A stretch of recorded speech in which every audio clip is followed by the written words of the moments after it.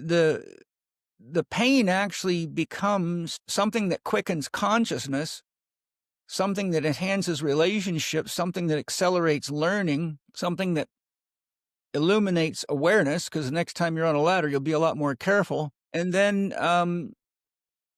so my point with this is that there are accidents that are just accidents, but the soul will take advantage of any accident because they're always opportune. Whenever pain's around, I call that the pain teacher. The pain teacher is always there to help you grow in some way that is meaningful. Then there are challenges that the soul often brings with it. It can bring unresolved illnesses, which are called miasms in subtle energy conception.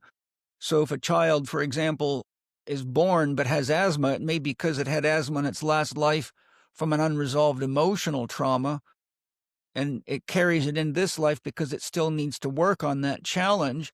Steiner speaks of this. Homeopathic experts speak of this. There's plenty of writings on it, and I've seen plenty of cases of it in my own life.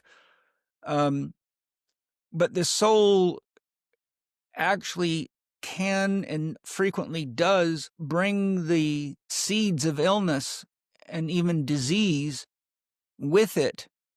And I know I've spoke about this before, but did you ever read any of the books by Margaret A. Newman, the holistic nurse?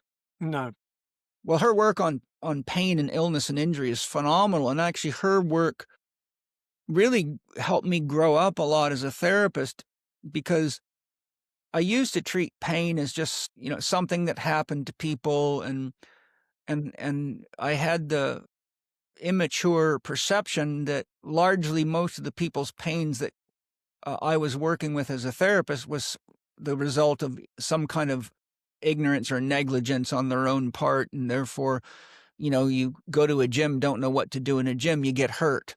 You get into a marriage and you don't know how to be in a marriage and you get hurt.